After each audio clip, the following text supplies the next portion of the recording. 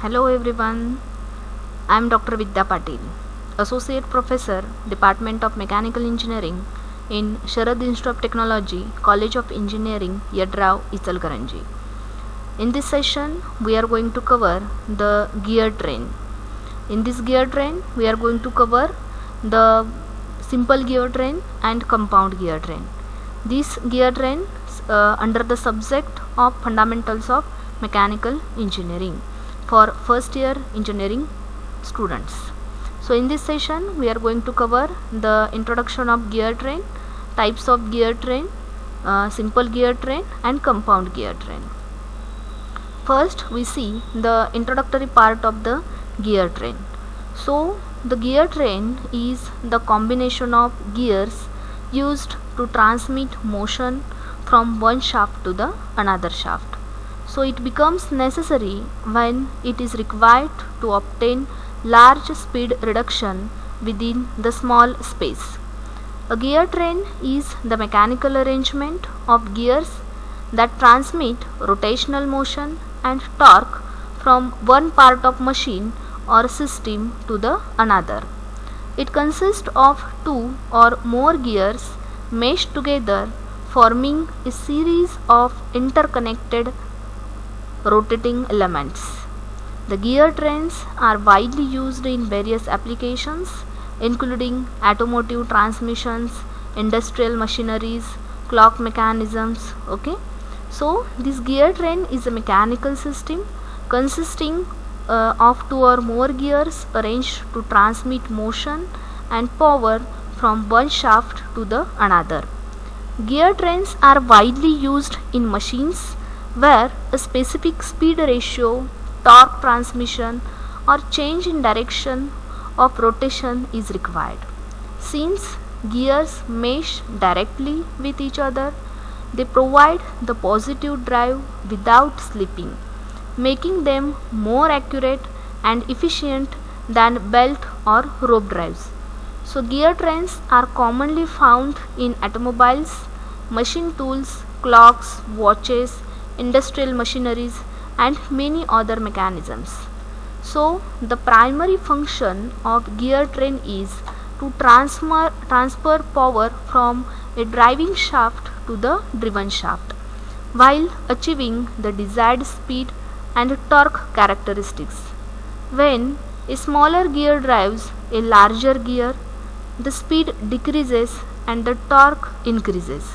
So conversely, when the larger gear drives a smaller gear and the speed increases and the torque decreases. So gear trains can also be used to change the direction of rotation and to transmit power between shafts that are separated by some distance.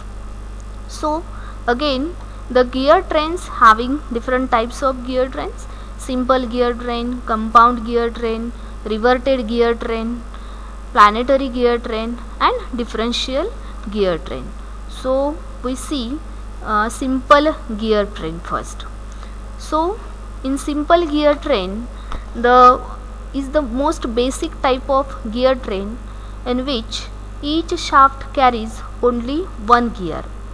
The gears are arranged so that the driver gear meshes directly with the driven gear, and additionally gears are called as the idler gears. You can see in this diagram there is a driver. In A diagram there is a driver gear, second is the driven gear. That driven gear is also called as a follower. And in second diagram, that is diagram B, there is a driver gear. Total 3 gears are there: gear 1, 2 and 3. So gear 1 is the driver gear and gear 3 is the driven gear or follower. So gear 2 is called as the idler gear. So these idler gears do not affect the velocity ratio of the system. They only change the direction of rotation and help the transmit motion over larger distances.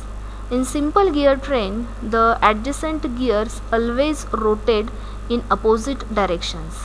This type of gear train is easy to design, manufacture and maintain or making it suitable for applications where only moderate speed ratios are required. So simple gear trains are commonly used in clocks, measuring instruments, toys, and various small mechanical devices. Their main advantage is simplicity, low cost, and easy of maintenance. However, they are not suitable for obtaining very high speed reductions because doing so required very large gear and significant amount of space. So this is the simple gear train. You can see there is a simple gear train is one of the most basic and common type of gear train used for transmitting the rotational motion. It consists of two or more gears arranged in series with each gear meshing with its adjacent gear.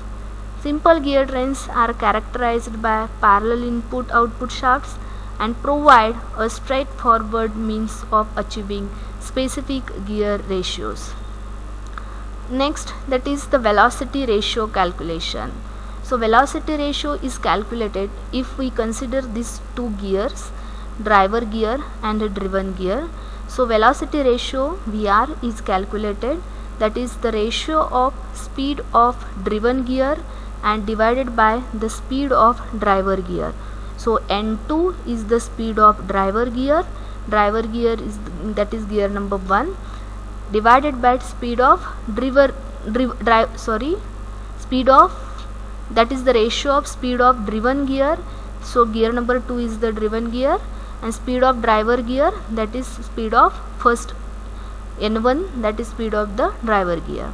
So again is equal to the number of teeth, that is teeth on driver gear divided by teeth on driven gear.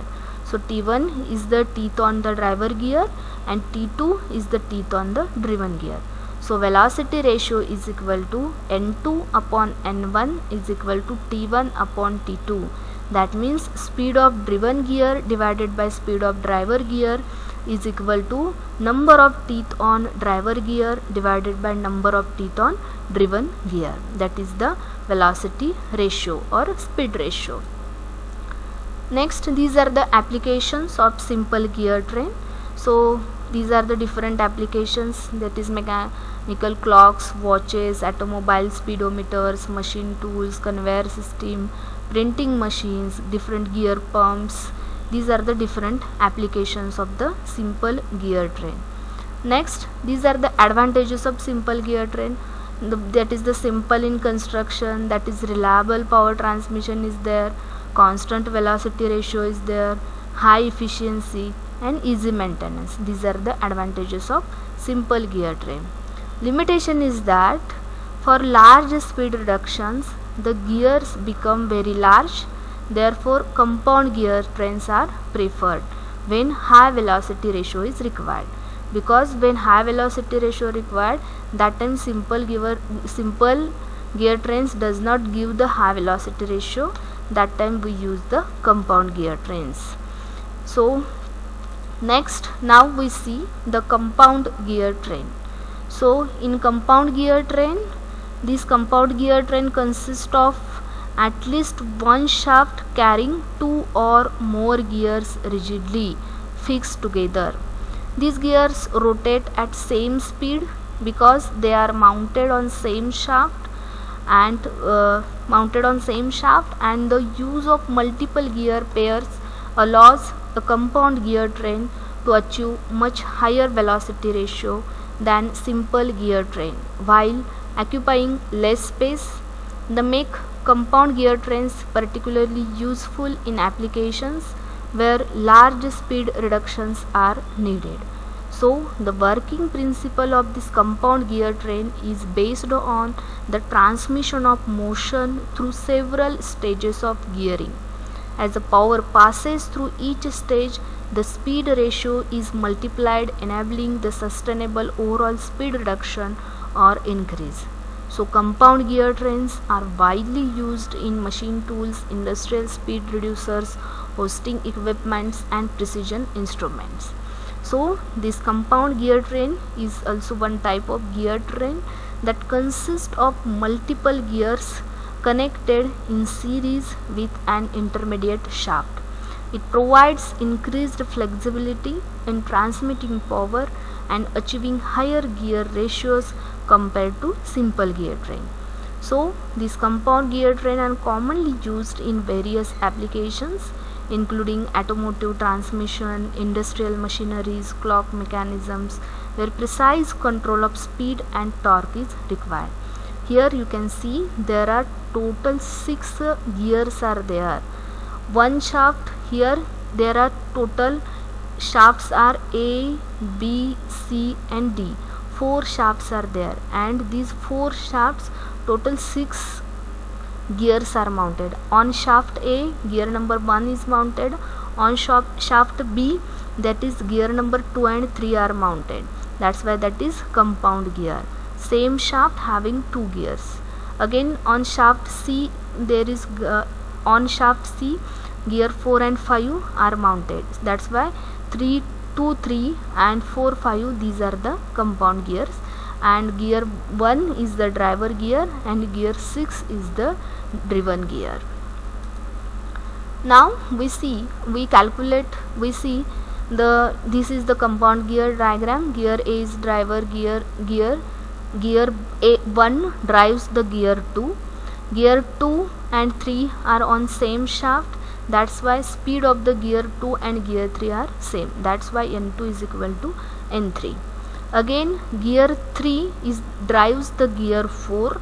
That's why gear 4 and gear 4 that, and again gear 4 and gear 5 are on the same shaft. So speed of the gear 4 and gear 5 also same. So N4 is equal to N5, and gear 5 drives the gear 6. So if we see the calculation of this velocity, if we consider gear 1 and 2, that time velocity ratio N1 upon N2 is equal to T2 upon T1.